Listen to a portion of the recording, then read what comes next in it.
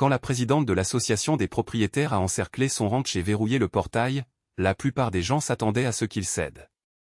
Au lieu de cela, Anthony Ridley a renversé la situation d'un coup inattendu.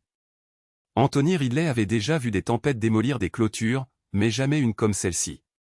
Celle-ci n'était pas faite de bois ou de fil de fer, elle était faite de règles, d'arrogance et d'un cadenas qui ne lui appartenait pas. Un matin de début mars, alors que le soleil éclairait les pâturages vallonnés d'Abilène, il sortit avec une tasse de café et s'arrêta net. Une clôture périphérique flambant neuve et brillante s'étendait le long de sa propriété. Elle n'était pas la sienne, elle n'était même pas sur ses terres, et au centre, le seul moyen d'entrer ou de sortir était un portail en acier avec un lourd cadenas et un panneau, accès à la propriété gérée par l'association des propriétaires de Lakeside Meadows. Il posa sa tasse sur la balustrade du porche, fixant la scène. Son bétail paissait à l'intérieur, mais il était désormais enfermé comme des animaux de zoo. L'ancienne route d'accès, celle qui menait à la route départementale, était de l'autre côté de ce portail. La seule clé appartenait à la présidente de l'association, Marjorie Kane, une femme aux tailleurs élégants, aux talons encore plus aiguisés et à la réputation encore plus acérée dans le quartier. Anthony avait emménagé ici seulement 6 semaines plus tôt, laissant derrière lui le trafic et le bruit d'Amarillo. Âgé de 46 ans, avec des mains calleuses et un dos qui lui faisait encore mal après la dernière saison de labeur, il avait économisé pendant des années pour acheter cette propriété. Il avait imaginé des matins paisibles, le rythme régulier du travail au ranch et le son des bovins mugissant contre le vent. Il n'avait pas compté sur une association de propriétaires, et encore moins sur une qui l'enfermerait littéralement. Au moment où il atteignit le portail, 2 hommes en polo de l'association serraient les boulons. « Bonjour », lança Anthony, s'efforçant de garder un ton neutre. « Vous pouvez me dire ce que c'est ?» L'un d'eux ne leva pas les yeux, l'autre marmonna, « Parlez au conseil. » Et puis il la vit, Marjorie Kane s'arrêtant dans un SUV argenté immaculé.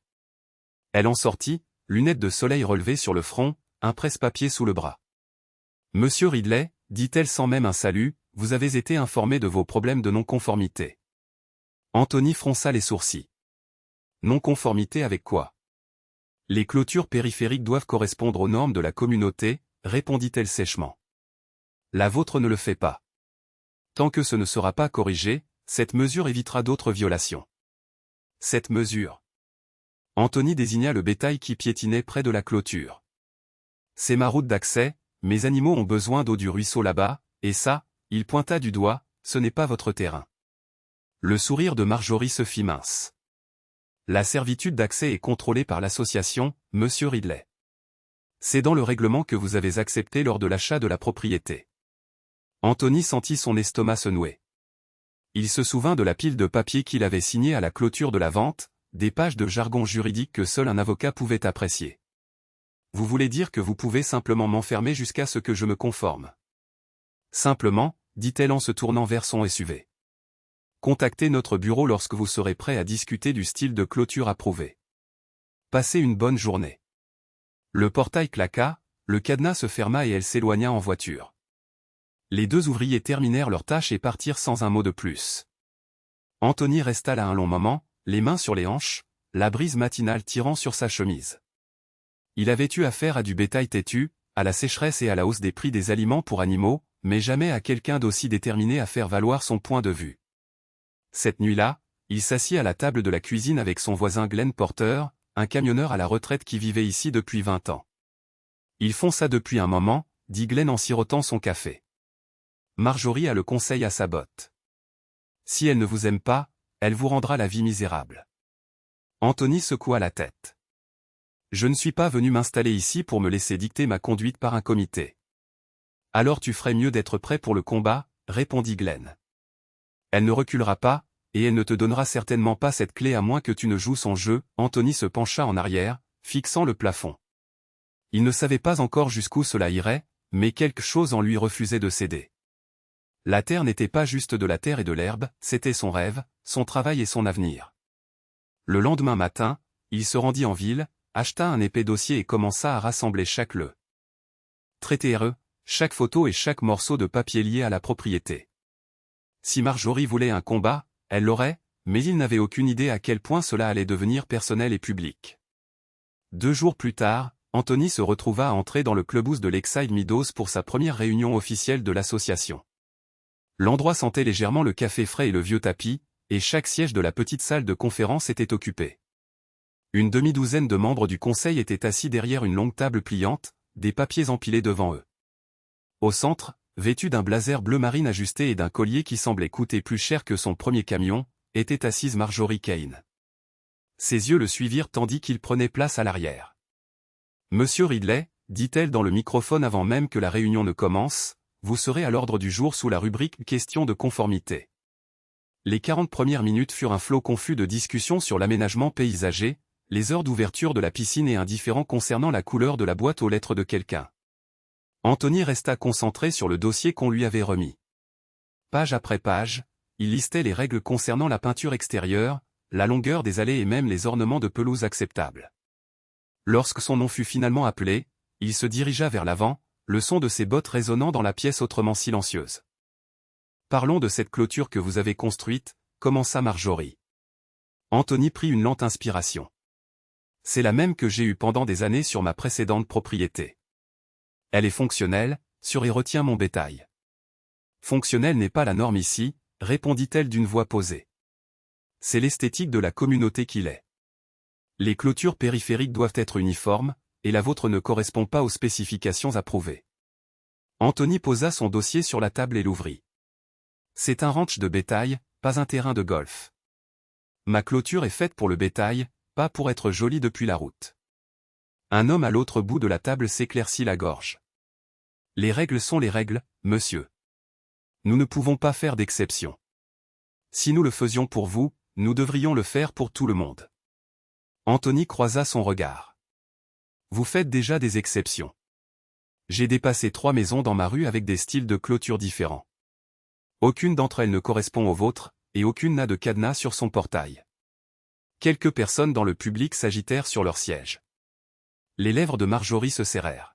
« Ces cas sont en cours d'examen, dit-elle rapidement. En attendant, vous restez en non-conformité.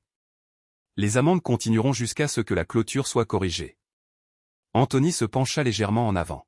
« Et le fait que votre clôture bloque l'accès à ma source d'eau? Vous interférez avec ma capacité à prendre soin de mes animaux. Ce n'est pas seulement mal, c'est dangereux. » « Vous avez d'autres sources d'eau, répondit-elle. Nous l'avons confirmé avec des images satellites. » Anthony laissa échapper un court rire sans joie. « Des images satellites?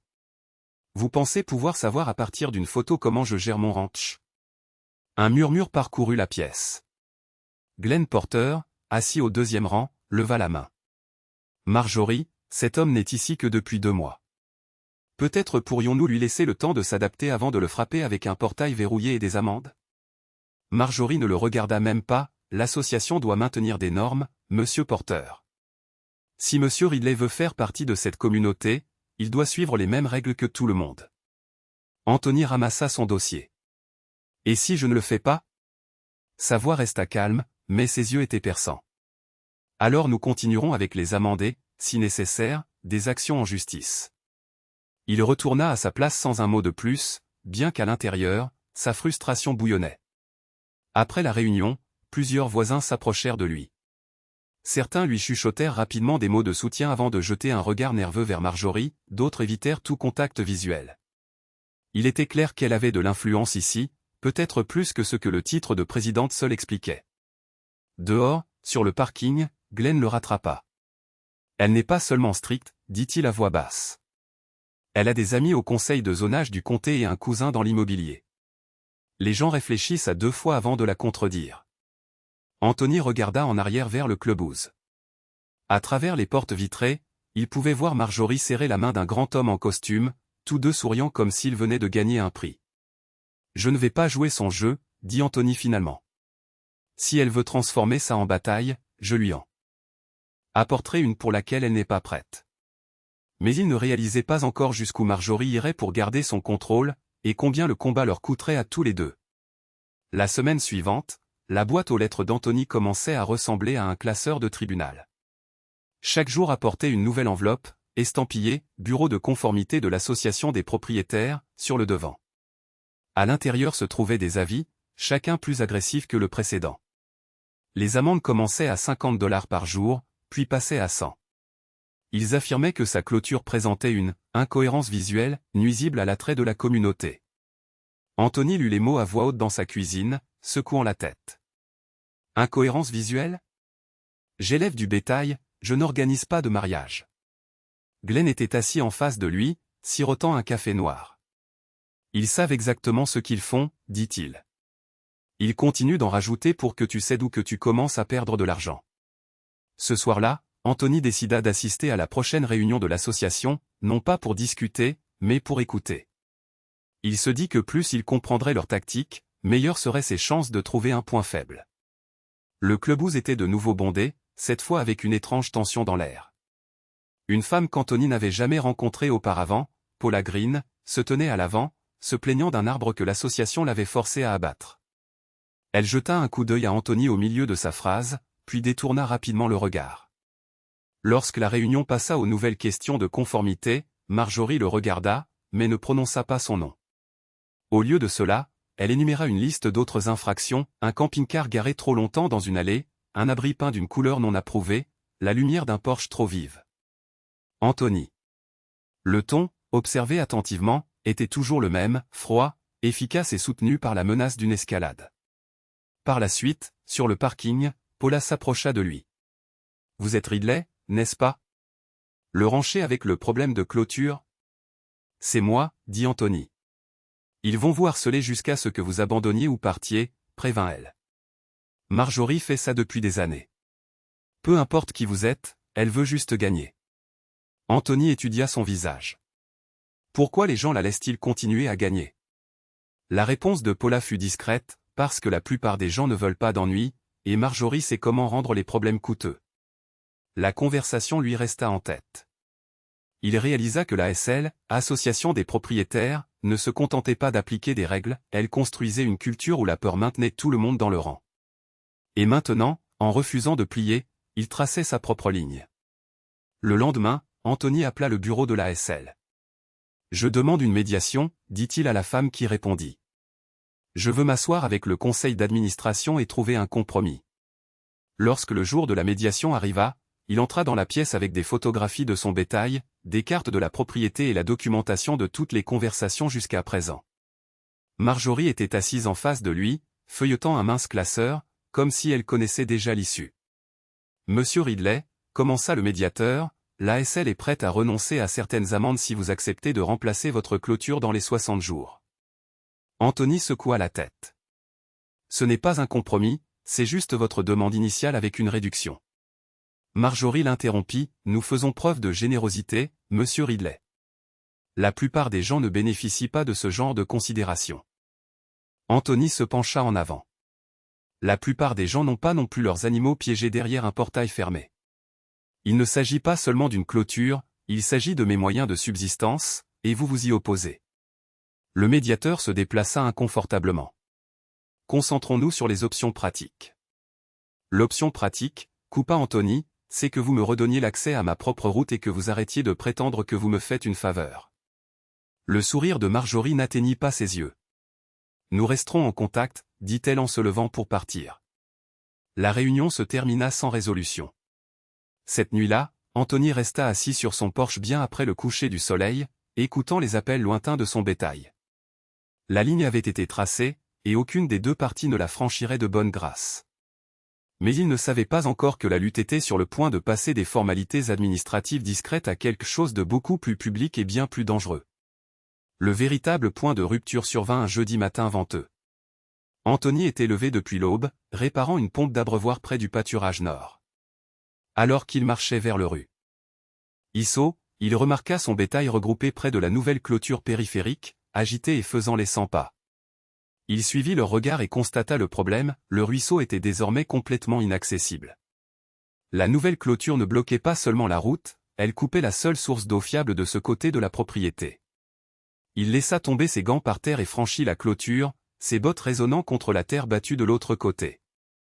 Le portail verrouillé se dressait devant lui comme un défi, l'épais cadenas en acier scintillant sous la lumière du matin. Il le secoua violemment, le bruit résonnant à travers le pâturage. Aucun mouvement, personne pour répondre. En milieu de matinée, il était de nouveau au téléphone avec le bureau de l'ASL. J'ai besoin d'un accès immédiat à ce ruisseau, dit-il à la réceptionniste. Mon bétail ne peut pas être coupé de l'eau, c'est du bien-être animal élémentaire. Son ton fut sec. Monsieur Ridley, l'ASL a confirmé qu'il y a d'autres points d'eau sur votre propriété. Ces réservoirs sont là en appoint, sans porte-à-téil. Si nous avons une vague de chaleur, ils ne dureront pas une semaine. Voulez-vous être responsable du bétail mort? Je peux transmettre votre préoccupation au conseil d'administration, répondit-elle, clairement désintéressée, mais je ne peux pas autoriser l'accès. Cet après-midi-là, Anthony se rendit directement chez Marjorie. Sa maison était impeccable, bardage fraîchement peint, et taillé, pas une feuille qui dépasse. Elle ouvrit la porte, vêtue d'un chemisier bleu pâle, son expression polie mais réservée. « Il ne s'agit plus d'amandes, dit Anthony, d'une voix ferme. Il s'agit de mes animaux, vous les coupez de l'eau. » La réponse de Marjorie fut douce, presque répétée, « Monsieur Ridley, l'ASL fonctionne selon une norme uniforme.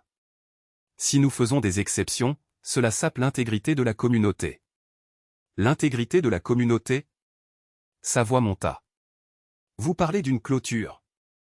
Je parle d'êtres vivants qui dépendent de moi pour rester en vie. Son expression ne changea pas, les règles sont les règles. Anthony recula d'un pas, serrant les poings pour s'empêcher de dire quelque chose qu'il regretterait. Ce n'est pas fini, Marjorie. En s'éloignant, il aperçut un mouvement derrière ses rideaux, des voisins qui jetaient un coup d'œil, observant. La lutte n'était plus seulement entre lui et la présidente de l'ASL, c'était un spectacle.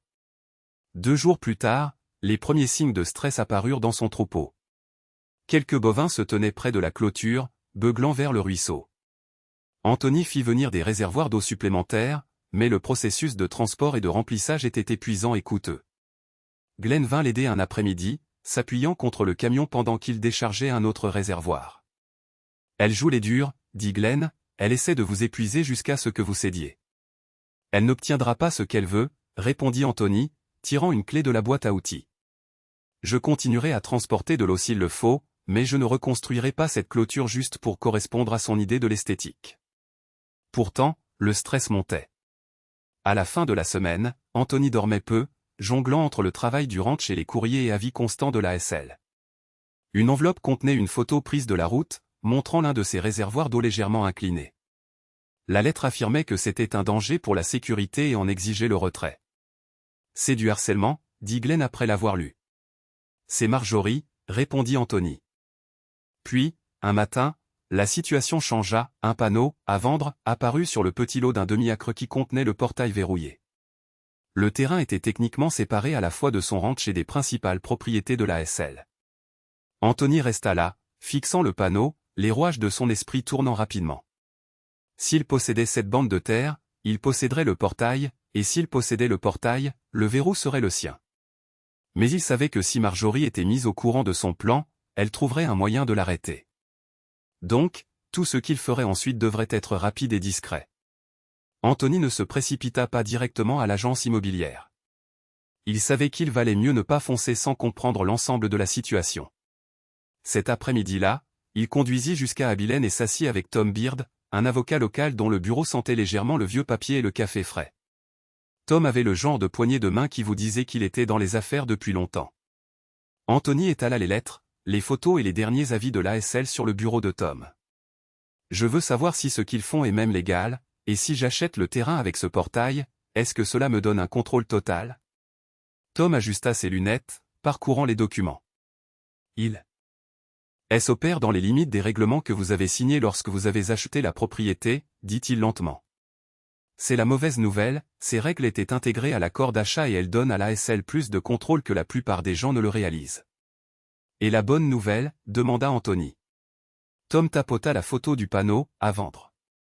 Si cette parcelle est vraiment séparée de la propriété de l'ASL et qu'elle possède le seul accès par portail à votre propriété, alors oui, vous auriez tous les droits légaux de la contrôler. Mais vous devrez vérifier cela avant d'agir, et vous devrez faire l'acquisition d'une manière qui ne déclenche pas l'alerte au bureau de l'ASL. Anthony hocha la tête. Ce qui veut dire que Marjorie ne doit pas savoir que c'est moi. Exactement, dit Tom. Si elle est mise au courant, elle pourrait inciter le vendeur à accepter une offre concurrente ou trouver un moyen de raisonner avant la clôture de la vente. Vous devez absolument garder votre nom en dehors de tout cela. Pendant les jours suivants, Anthony maintint sa routine habituelle comme si rien n'avait changé. Il nourrissait le bétail, transportait de l'eau, saluait les voisins. Mais la nuit, il s'asseyait à sa table de cuisine, élaborant un plan. Il contacta un vieil ami d'université, Brett Lawson, qui dirigeait une société de gestion immobilière à 2 comtés de là. Brett accepta de créer une LLC, société à responsabilité limitée, sous l'égide de sa propre entreprise, offrant à Anthony une confidentialité totale pour la transaction. Un soir, Glenn s'arrêta et trouva Anthony en train d'étudier une carte cadastrale du comté. « Tu prépares quelque chose ?» dit Glenn avec un sourire. Anthony ne le nia pas. « Si je te le disais, je devrais te faire jurer que ça reste entre nous. » Glenn leva une main. « Mes lèvres sont scellées. » Anthony expliqua le plan à voix basse. Quand il eut fini, Glenn souriait encore plus largement. « C'est audacieux, dit-il, et j'aime ça. » Pendant ce temps, Marjorie semblait sentir que quelque chose changeait. Elle commença à apparaître plus souvent près de la clôture, parfois accompagnée de 2 autres membres du conseil. Ils se tenaient près du portail, parlant doucement, jetant des regards dans la direction d'Anthony. Un après-midi, alors qu'il réparait un poteau près du pâturage principal, elle s'approcha avec son habituel presse-papier. « Monsieur Ridley, dit-elle, nous avons programmé une autre inspection de conformité pour la semaine prochaine. » Anthony ne leva pas les yeux de son travail. « Vous pouvez en programmer autant que vous voulez, ma clôture ne changera pas. »« Vous ne faites que vous compliquer la tâche, » répondit-elle. Il se redressa et rencontra son regard. « Et vous me sous-estimez. » Ils se fixèrent un instant avant qu'elle ne tourne les talons et retourne vers son SUV. Le lendemain matin, le téléphone d'Anthony vibra. Brett avait appelé pour dire que le vendeur avait accepté l'offre initiale de la LLC. Pas de contre-offre, pas de question. La date de clôture était fixée à moins de 3 semaines. Cela ressemblait à la première vraie victoire depuis des mois. Mais Tom le mit en garde de rester vigilant. « L'affaire n'est pas conclue tant que l'encre n'est pas sèche, dit-il. Ne laissez pas votre adversaire savoir que vous avez déjà la main gagnante. » Anthony acquiesça. Il connaissait Marjorie. Elle ne s'arrêterait pas avant d'être certaine d'avoir gagné. L'astuce était de la laisser croire qu'elle avait encore le contrôle, jusqu'au moment où ce ne serait plus le cas. Mais garder un secret dans une petite communauté, c'est comme retenir de l'eau dans ses mains, et Anthony était sur le point de découvrir à quelle vitesse les rumeurs pouvaient se propager. 2 jours après l'appel de Brett, Anthony passa devant le terrain avec le portail juste pour s'assurer que le panneau à vendre était toujours planté dans le sol. Un coup de vent avait plié un coin, mais sinon, rien n'avait changé. Il se gara un peu plus loin et resta assis un moment à observer la propriété. Elle était petite, juste assez pour le portail, une étroite bande de gravier et une fine rangée de mesquites à l'arrière. Mais c'était le point de passage obligé pour tous ceux qui se trouvaient au-delà. Quiconque contrôlait cette bande contrôlait chaque véhicule, chaque livraison et chaque personne entrant dans son ranch. Anthony savait que l'association de propriétaires, HOA, s'en serait déjà emparée si elle avait eu les fonds ou le droit légal de le faire. Le fait qu'il ne l'ait pas fait signifiait qu'il y avait une brèche, une dans laquelle il pourrait se glisser discrètement. Cet après-midi-là, Brett rappela, la recherche de titres était propre, pas de privilèges, pas de litige. Le vendeur cherche juste à s'en débarrasser rapidement, ne réalisant probablement même pas l'avantage que cela représente. Anthony sourit en lui-même, bien, gardons ça comme ça. La semaine suivante, il maintint une routine discrète, pas de visite soudaine en ville, pas de conversations inhabituelles avec les voisins. Si quelqu'un posait des questions sur la clôture, il haussait les épaules et disait « On verra comment ça se passe ».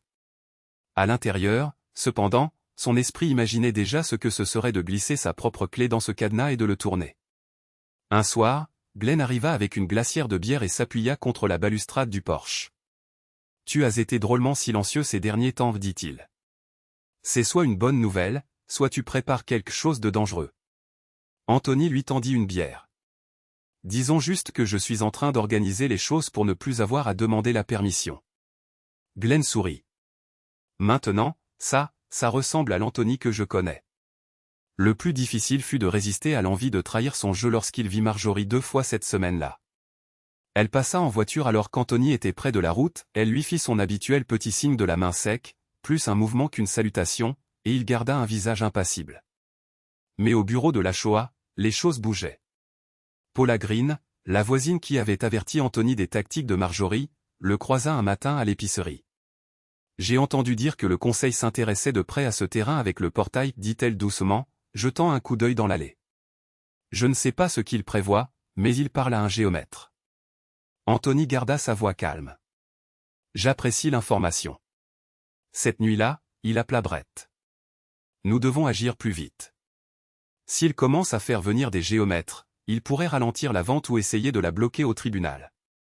Brett n'hésita pas, je vais presser la compagnie de titres. On peut te faire entrer en séquestre d'ici vendredi. Les jours qui suivirent lui semblèrent une ébullition lente. Anthony s'acquittait de ses tâches, mais chaque crissement de pneus sur le gravier le faisait jeter un coup d'œil vers la route. La pensée que Marjorie puisse intervenir à la dernière minute le rongeait. Le vendredi matin, Brett rappela, c'est fait. Le séquestre est ouvert, les dépôts sont versés. Nous sommes engagés, à moins que tu ne te retires, et je sais que tu ne le feras pas. Anthony laissa échapper un souffle qu'il n'avait pas réalisé retenir. Fermons ça le plus vite possible. Il ne célébra pas cette nuit-là. Au lieu de cela, il s'assit à la table de la cuisine, stylo en main, faisant une liste de tous les scénarios possibles. Une fois le portail en sa possession, il ne doutait pas que Marjorie répliquerait avec force. Elle pourrait appeler le shérif, menacer de poursuites judiciaires, même rallier le conseil pour écrire de nouvelles règles, mais rien de tout cela n'aurait d'importance si la propriété légale était la sienne. Cependant, la victoire ne signifierait pas grand-chose si Lachaud a trouvé un autre moyen de le coincer. Il devrait être prêt non seulement pour le combat, mais aussi pour les conséquences. Mais malgré toute sa planification, Anthony ne pouvait pas prévoir à quelle vitesse la tension monterait une fois la vente rendue publique, et à quelle vitesse les lignes seraient redessinées au sein de la communauté. La date de clôture tomba un mardi matin gris, le genre où le ciel semblait lourd mais refusait de laisser tomber la pluie. Anthony s'habilla comme n'importe quel autre jour, jean usé, bottes poussiéreuses du pâturage, une chemise simple. Il se rendit à Abilène sans dire un mot à personne, se garant derrière le petit bureau en briques de la compagnie de titres. Brett était déjà à l'intérieur, sirotant un café et feuilletant les papiers. « Bonjour, dit Brett avec un sourire, prêt à rendre la vie de Marjorie beaucoup plus compliquée. » Anthony sourit. « Faisons ça. » Le processus fut simple car la SARL était listée comme acheteur, le nom d'Anthony n'apparut jamais sur les documents de vente officiels. Brett signa au nom de la société, fit glisser les papiers sur le bureau, et en moins d'une heure, l'accord était scellé. Les clés, un seul trousseau d'argent lourd sur un porte-clés en cuir usé étaient posés au centre de la table. Brett les poussa vers Anthony. « Elles sont à toi. » Anthony les ramassa, tournant la plus grande dans sa main. Il en sentait le poids, pas seulement du métal, mais un levier. Pendant des mois, Marjorie avait dicté quand et comment il pouvait accéder à sa propre terre. Maintenant, d'un tour de cette clé, tout ce pouvoir changeait de main. Ils sortirent par la porte de derrière, veillant à ne pas attirer l'attention.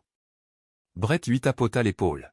« Félicitations, tu viens de t'acheter un portail et une bataille. » De retour au ranch, Anthony se gara au bord de la route et marcha les 50 derniers mètres jusqu'au terrain. Le portail était là, comme toujours, mais il avait l'air différent maintenant. Ce n'était plus un obstacle, c'était le sien. Il glissa la clé dans le cadenas, elle tourne. En douceur et le moraillon s'ouvrit avec un déclic. Le son fut plus net qu'il ne s'y attendait, définitif, presque comme une porte se refermant derrière lui. Il ouvrit le portail en grand et recula, laissant le bétail du pâturage voisin se diriger vers le ruisseau. Pour la première fois depuis des semaines, il ressentit un sentiment de contrôle retrouvé. Ce sentiment dura exactement 2 jours. Le 3e matin, un SUV blanc s'arrêta devant le portail. Marjorie en sortit, talons claquant sur le gravier, un presse-papier à la main. 2 autres membres du conseil sortirent également.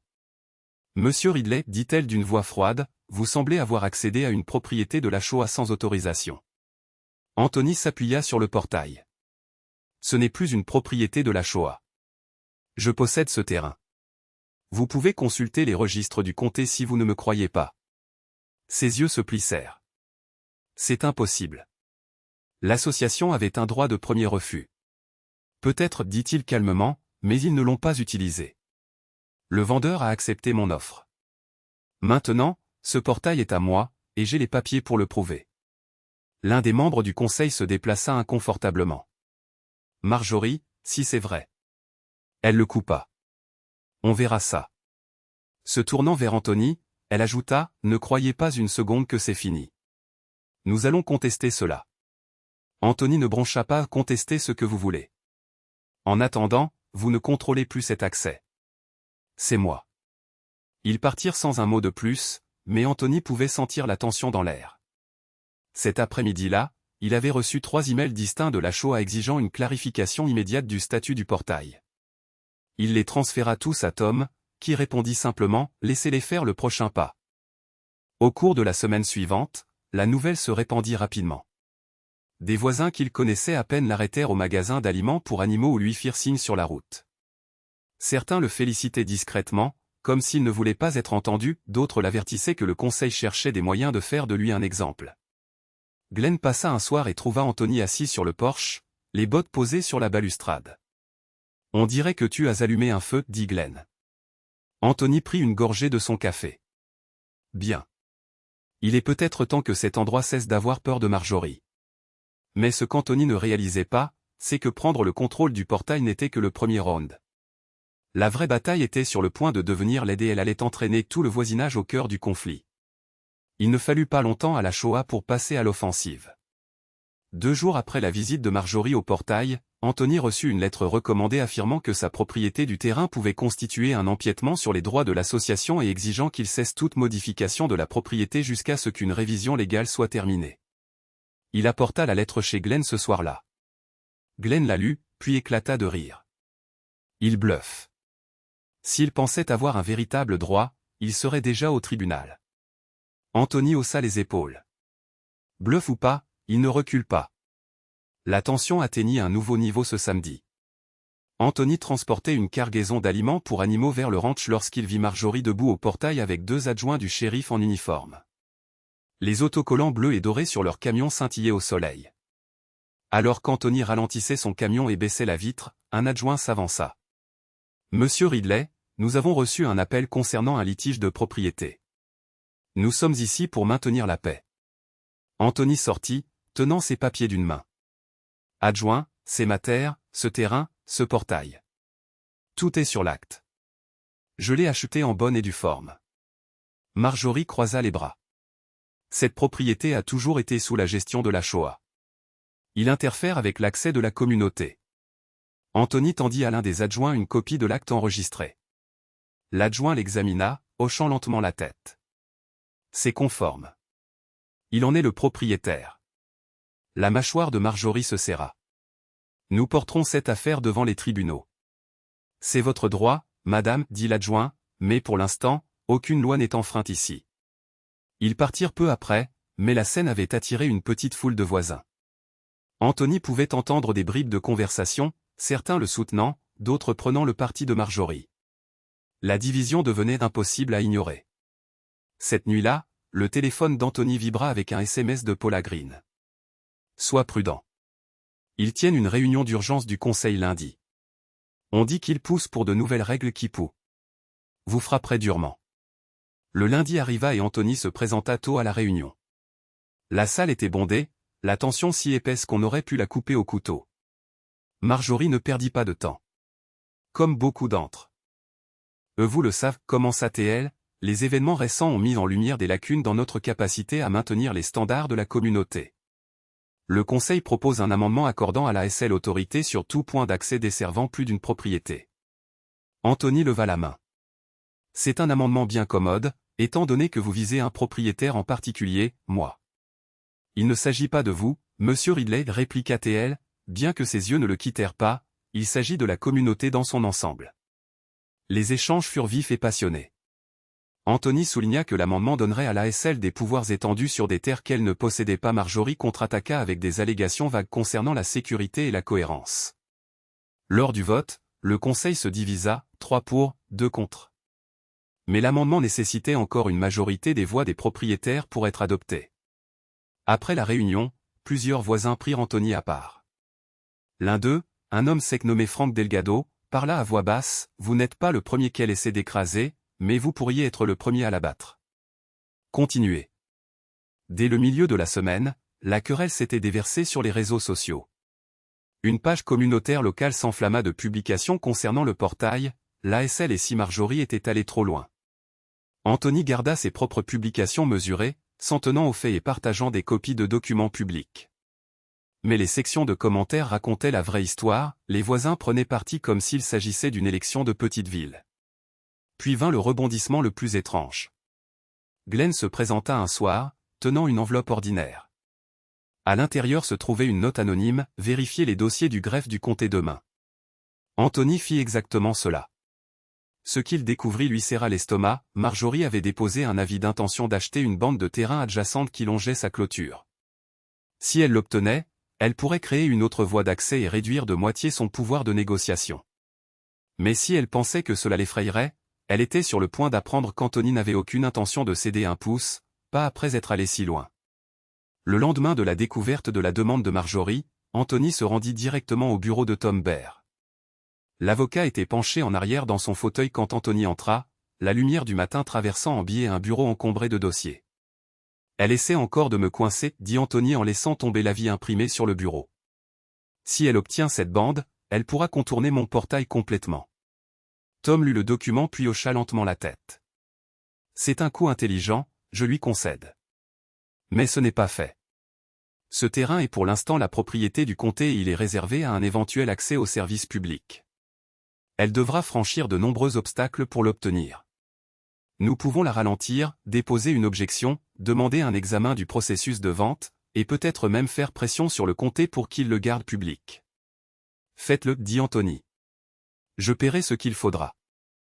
Tom se mit immédiatement au travail, mais en dehors de l'arène juridique, les choses s'intensifiaient rapidement. Le journal local publia une histoire en première page, éleveur contre ASL pour un portail verrouillé. L'article était assez neutre, mais la photo qui l'accompagnait Anthony appuyé sur le portail, bras croisés donnait l'impression d'un homme tenant bon. Le lendemain matin, au magasin d'aliments pour animaux, des gens qu'il connaissait à peine vinrent lui serrer la main. « Je vous ai vu dans le journal, » dit un vieil homme. Il était temps que quelqu'un leur tienne tête. Tout le monde n'était pas de son côté. À l'épicerie, une femme portant un badge de bénévole de la SL marmonna, « Vous nous compliquez la tâche à tous » alors qu'elle le croisait dans l'allée.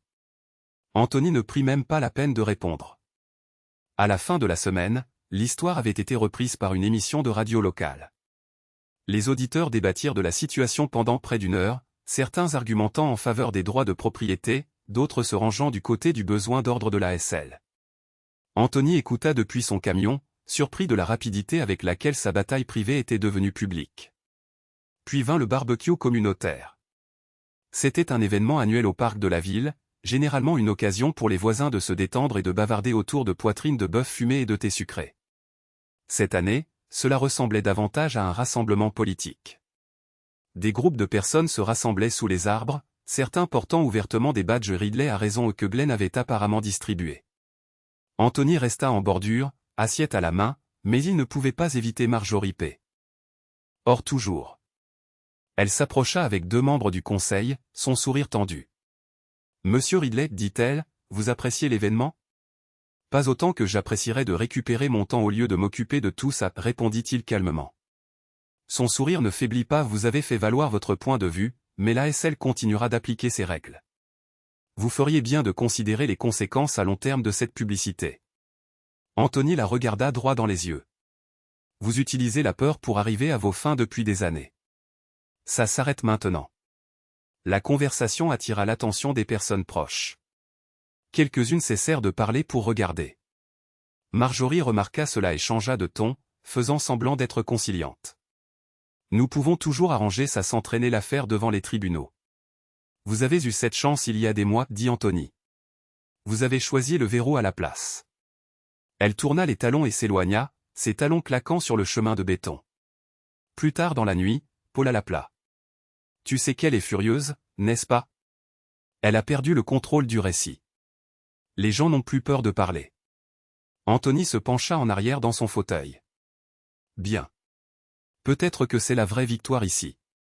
Pourtant, il savait que ce n'était pas fini. Marjorie était trop impliquée pour s'en aller sans tenter quelque chose de drastique. Et bien sûr, 2 jours plus tard, Tom appela avec des nouvelles. Marjorie avait intenté une action en justice contestant sa propriété du terrain du portail, invoquant des irrégularités de procédure dans la vente. Mais au lieu de se sentir intimidé, Anthony ressentit tout autre chose, une détermination plus forte qu'elle ne l'avait été à n'importe quel moment de ce combat.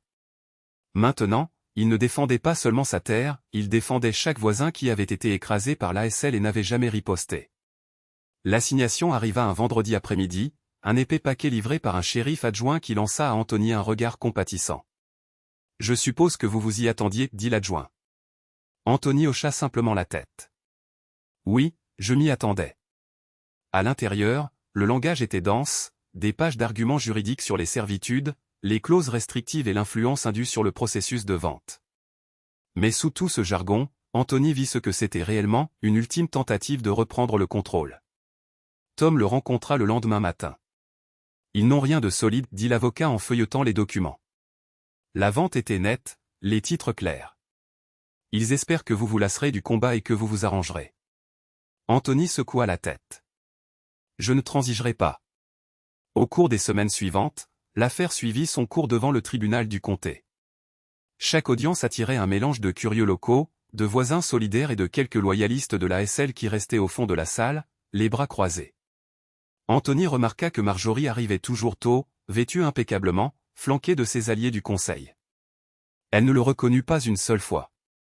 Lors d'une pause dans les débats, Paula l'approcha dans le couloir. « Que vous gagnez ou perdiez, dit-elle, vous avez déjà changé les choses ici.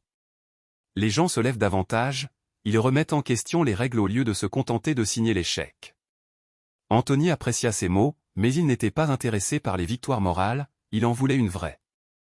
Cette victoire arriva un mardi matin ensoleillé au début de l'été.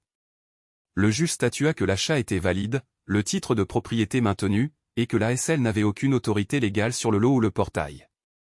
Anthony pouvait garder sa propriété et l'ASL fut condamné à payer ses frais de justice. Lorsque le marteau du juge s'abattit, un léger murmure emplit la salle d'audience. Glenn sourit depuis le deuxième rang, faisant à Anthony un subtil signe de pouce levé. Paula rayonnait. Même quelques personnes qui étaient restées silencieuses auparavant vinrent lui serrer la main. Dehors, sur les marches du palais de justice, des reporters attendaient avec des caméras et des microphones. Anthony garda ses commentaires brefs, il ne s'agissait jamais d'offense, mais du principe qu'on ne laisse pas quelqu'un prendre ce qui vous appartient simplement parce qu'il croit pouvoir le faire. J'espère que cela encouragera d'autres personnes à tenir bon. De retour au ranch, il se rendit au portail. Le bétail paissait près du ruisseau, l'eau scintillant au soleil. Il s'appuya contre le poteau, sentant la brise sur son visage. Pour la première fois depuis des mois, il n'avait aucun poids sur les épaules, aucun portail verrouillé ne se tenait entre lui et sa terre. Glenn le rejoignit quelques minutes plus tard, 2 bouteilles de bière fraîche à la main. « Ça fait du bien, n'est-ce pas ?» dit-il. Anthony sourit. « C'est plus que ça, c'est de savoir que si vous tenez bon une fois, vous pourriez donner le courage à d'autres de faire de même. » Ils s'assirent à l'ombre, parlant du troupeau, de la météo et de ce qui pourrait arriver ensuite. Anthony savait que l'ASL ne disparaîtrait pas et que Marjorie essaierait probablement encore de rendre les choses difficiles de manière plus subtile, mais elle avait appris que l'intimidation avait ses limites, et lui avait appris que la persévérance, étayée par la vérité, pouvait l'emporter. Des semaines plus tard, Anthony remarqua quelque chose de petit mais de significatif, le ton des réunions de l'ASL avait changé. Les membres du conseil parlaient plus prudemment, les voisins posaient des questions sans regarder par-dessus leur épaule. La peur qui avait pesé sur la communauté pendant des années s'était fissurée, et c'était ça, pensa Anthony, la vraie victoire. S'il y avait une leçon à tirer de tout cela, elle était simple, au moment où vous cessez de laisser quelqu'un d'autre écrire les règles de votre vie, vous commencez à vivre selon vos propres termes. Alors, si vous écoutez ceci et que vous avez votre propre portail verrouillé, quel qu'il soit, ne supposez pas que vous devez l'accepter. Posez des questions, résistez, et si le combat en vaut la peine, ne vous arrêtez pas avant d'avoir tourné cette serrure avec votre propre clé. Abonnez-vous pour plus d'histoires vraies qui vous rappellent que votre voix compte, que vos droits comptent et que personne ne peut clôturer votre vie à moins que vous ne le permettiez.